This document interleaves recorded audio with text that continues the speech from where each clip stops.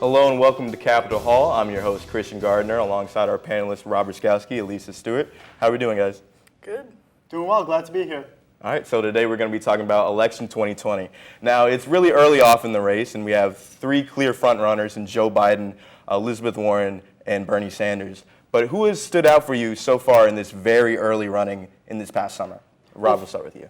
Well, for the Democratic candidates, obviously Joe Biden's leading the way, but some of the people that I think have gained the most ground are Kamala Harris, of course. After that first debate performance, I really think that she proved that she's not only a legitimate candidate for the Democrats, but can also challenge President Trump. But who I think has the most potential to gain ground is Mayor Pete Buttigieg. I think that he's really surprised a lot of people early on. I think people really didn't give him a shot, but I think that he has the most potential to kind of move up in the polling numbers and maybe even surprise a few people along the way. Elisa?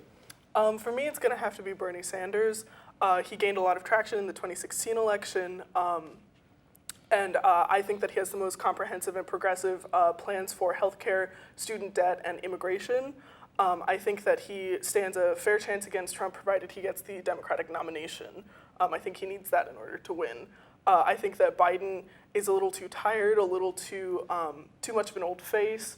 I don't think that people will support him simply because he has too much baggage, much in the way that Hillary's baggage in the 2016 election brought her down. Most definitely. I think people don't really want to gravitate towards those front runners of Joe Biden, really. It's just, as you said, an old face. For me, I've really loved Beto O'Rourke. I followed his race against Senator Ted Cruz in Texas last year. And for me, it's just the way he talks to people, it just seems something real and straight from his own heart. It didn't have a great showing in that first debate when he just started speaking Spanish and wanted to get some brownie points, it seemed like. But really, to me, whenever he's speaking, he really wants to talk to you and trying to bring everybody in, and that's what he tried to do in El Paso. And unfortunately, with that tragedy, and he's really working hard for gun reform and trying to get a buyback in assault weapons. And really, he tries to include everyone. And when that happened, he goes to gun shows and try to talk to people from the other side. Now, going on off of that, what to you is the most pressing issue right now moving in towards 2020, if it's gun reform, healthcare, or climate change, something like that? Elisa? For me, it has to be healthcare. I find that it is one of the most pressing issues simply because it directly affects hundreds of thousands of Americans on a daily basis. Over 30 million Americans are currently uninsured, and health bills are the leading cause of bankruptcy in America, even among insured Americans. So I think that our healthcare system is quite archaic and that it needs a lot of reform, and that a lot of our candidates need to be focusing on it specifically because of how directly it impacts people's day-to-day lives and their quality of life. I agree that healthcare is a very important topic, and gun control as well, I think, is important, especially with all the mass shootings, and I think that something needs to get done about that. But for my answer, I'm going to say climate change, because I think that is really an impending threat. I think that a lot of these big companies, these big corporations are kind of a little too careless in their day-to-day actions, and that there is something, whether it's reform or whether just something standard that needs to be done, especially after this the protest this past Friday about how students walked out of college and stuff like that as well. I think it's a huge topic among Americans, and I think that it's a huge topic for the upcoming election as well. Most definitely. Well, we all know who the president is now in Donald J. Trump.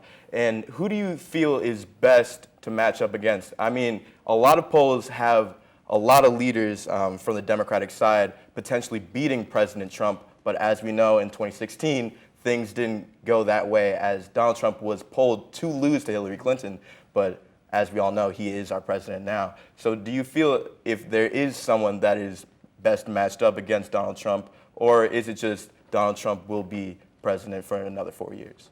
Elisa? I think that Warren stands a good chance provided she gets the Democratic nomination.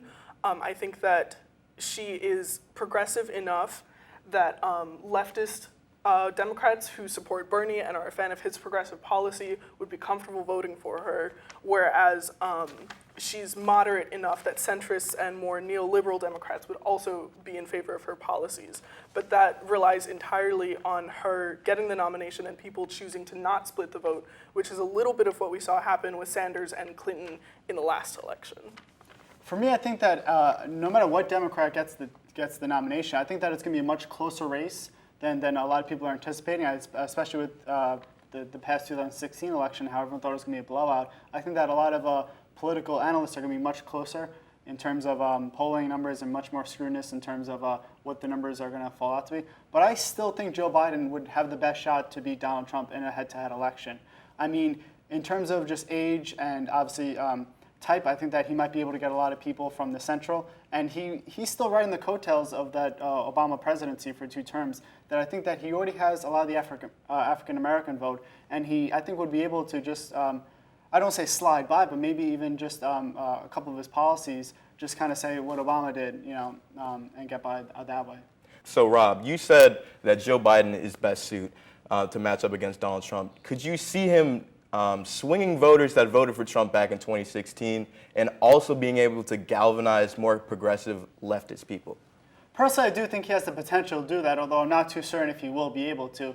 I mean, the bottom line is he's a much different candidate than Hillary Clinton. Although they both have been in politics for a very long time, he just has a different history, probably not as scandalous, although he does have some mishaps here and there over his lengthy career. But in terms of the moderate, I think that, especially under the Obama administration, he wasn't as progressive for immigration as people may assume. So I think that that was a big thing that President Trump has been pushing, is more immigration reform, especially at the borders, that I think Joe Biden might be able to get on board for. And of course, on the progressive side, between Obamacare and healthcare, and even some of the other topics, I think that he might be able to pull, obviously, the left-leaning voters as well.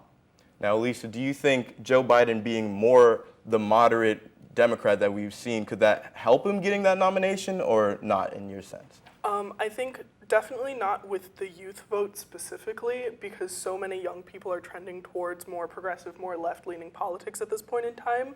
I think that if Biden wants to stand a chance to sort of galvanize the youth vote, he should stop relying so heavily on the fact that he was Obama's vice president, because we've all seen people talking about how during the debates that's one of his only talking points. And I also think that he should make his stances much more clear, because outside of the debates, on other interviews on TV shows and things, he makes his stances relatively clear. But when it comes to the debates, which are the main thing where people focus on what the presidential candidates have to say, he falls short. All right. So now finally, we're going to turn over to social media. How do you feel that that will play a role in this election? Now in 2016, Donald Trump was able to use that Facebook, Twitter, and Cambridge Analytica to really galvanize his party and get that nomination. How do you think people will use that in this election? Will it be something different, something similar, or really more of the same? Personally, I think it's going to be much more the same, but at a much larger scale. Because we've seen over the past 3 years that President Donald Trump loves to use Twitter. He uses it to rally up his base. I mean, he has millions and millions of followers on there. So I think that he will be able to use it to kind of push his message out, especially on a daily basis. But I think that it's a wonderful time in society, because really anyone can be able to kind of campaign themselves. I mean, with all the followers that a person may have, just through the use of articles and just social media and stuff like that, really anyone can push their agenda and kind of be able to influence potential voters. Elisa? Yeah, I think that even outside of the realm of politics, social media has a very strong influence on every single voter, anyone who's plugged in online, on how they receive their information, on how they shape their views and opinions. I think that Twitter is such a big deal right now when it comes to politics, specifically because everyone talks about how Trump is always using Twitter. If you ask anyone on this campus where they get the majority of their news from, chances are they're probably going to say Twitter. And so I think it's really important to acknowledge the power that things like the concept of fake news and clickbait titles and memes and Twitter threads have on the public's perception of candidates and the election. I think many candidates as well will be able to use social media even more so in the past. I mean, every single Democratic candidate, no matter how old or young they are, has a social media page now. They're live streaming, they're interacting with followers, they're having campaigns and little contests as well, and really interacting and getting out to everyone, because, I mean, obviously you can't get to every single state, you can't greet every single American, but thanks to social media, you can have interactions with the vast majority of them, no matter where they fall in the aisle. Most definitely. Well, that's going to do it for our first episode of Capitol Hall. We'll keep you locked in on Campaign 2020, and we want to thank you for joining us. I'm Christian Gardner, alongside Robert Skowski and Lisa Stewart. We'll see you next time.